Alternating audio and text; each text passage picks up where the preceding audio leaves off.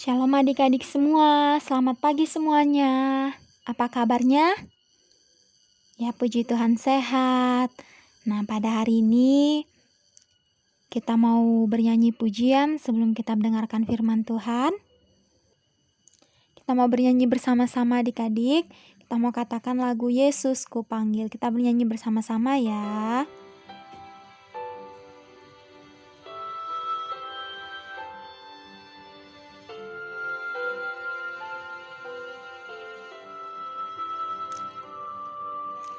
Yesus ku panggil, Yesus ku undang, masuk dalam hatiku. Yesus ku panggil, Yesus ku undang, masuk dalam hatiku, memimpin, menuntun setiap langkah hidupku, sucikan, kuduskan semua dosaku. Yesus ku panggil, Yesus ku undang, masuk dalam hatiku. Yesus ku panggil, Yesus ku undang, masuk dalam hatiku, memimpin, menuntun setiap langkah hidupku, sucikan, kuduskan semua dosaku. Mari adik-adik semua yang dikasihi Tuhan, kita mau berdoa bersama-sama. Tuhan Yesus, terima kasih. Sebagai anak-anak-Mu Tuhan, kami mau bersyukur. Masuklah Tuhan dalam hati kami, dalam hidup kami, mengampuni setiap kami. Terima kasih Bapa yang baik. Kami mau mendengarkan firman-Mu. Kami mau manggil Tuhan Yesus untuk masuk dalam hati kami. Jadilah Tuhan atas hidup kami, atas seluruh keberadaan kami Tuhan. Biar kami sebagai anak-anak-Mu rindu mendengar firman-Mu dan melakukannya. Terima kasih Bapa. Terima kasih Tuhan.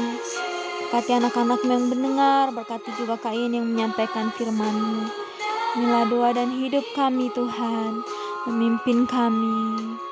Haleluya, haleluya. Kita sama-sama berkata amin. Ya adik-adik yang dikasihi Tuhan, saat ini kita mau belajar tentang Tuhan Yesus dan Nikodemus. Tuhan Yesus dan Nikodemus. Kita buka sama-sama di Yohanes 3 ayat 1 sampai 21. Ya adik-adik semua, ada seorang pemimpin agama Yahudi pada waktu itu, namanya adalah Nikodemus. Dia orang yang pintar. Ya, suatu hari pada malam hari, tiba-tiba Nikodemus mencari Tuhan Yesus. Akhirnya, adik-adik semua, Nikodemus bertemu Tuhan Yesus. Dia senang atau tidak? Ya, dia sangat senang sekali.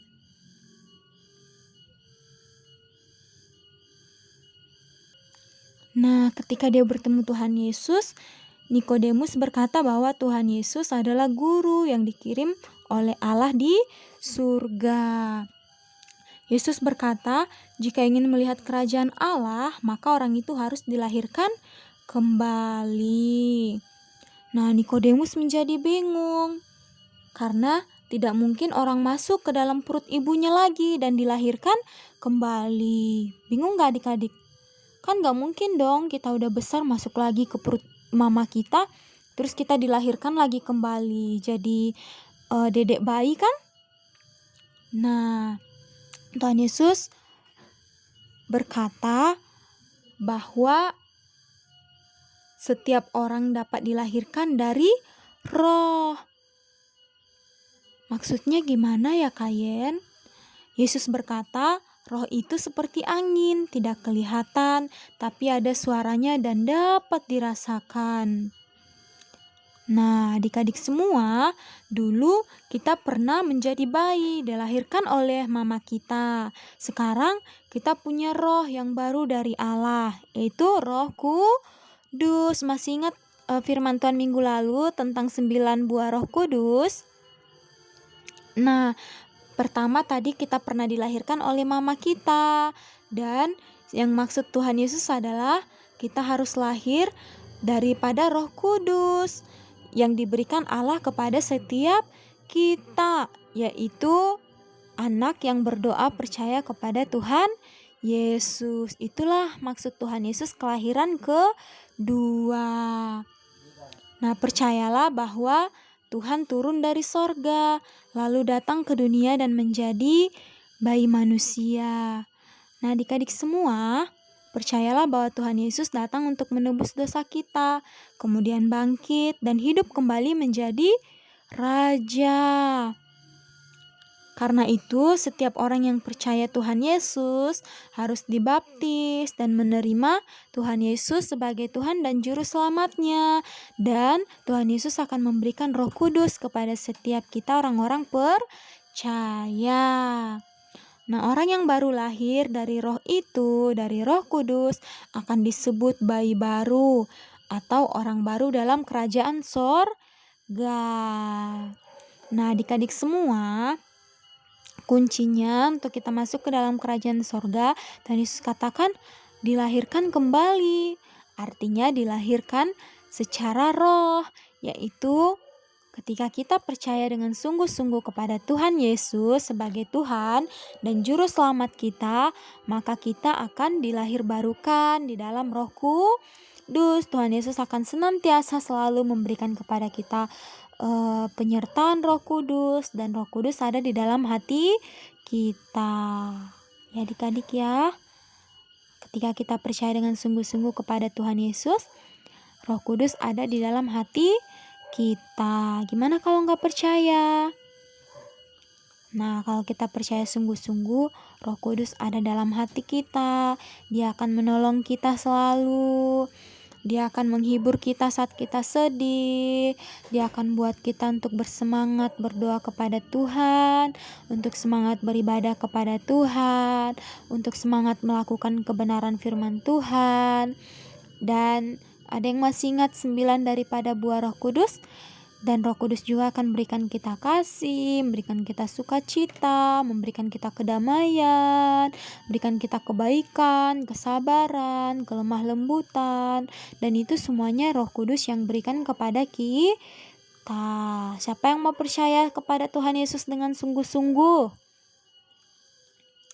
Nah, ya kita semuanya mau percaya. Karena apa? Karena supaya kita masuk ke dalam kerajaan sorga bersama-sama dengan Tuhan Yesus ada di sana.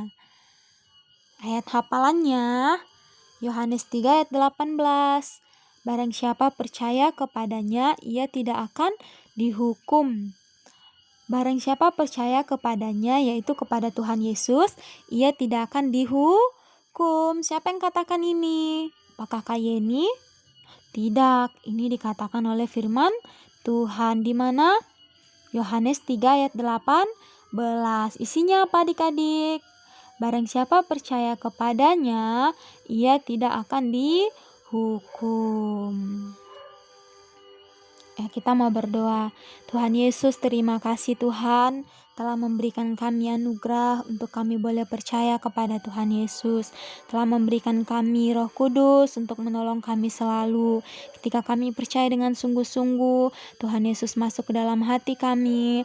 Kami mau Tuhan saat ini kami percaya dengan sungguh-sungguh kepada Tuhan Yesus. Kami mau Tuhan menjadi Tuhan dan Juru Selamat kami. Dan Tuhan juga menuntun hati kami. Tuhan juga berada di hati kami. Dan menolong kami untuk selalu melakukan firman Tuhan.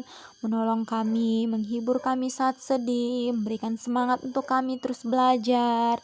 Dan memberikan kami hati yang mau terus taat kepada papa mama, kepada para guru-guru kami, bahkan kepada orang-orang yang mengasihi kami. Terima kasih Tuhan Yesus. Haleluya. Amin.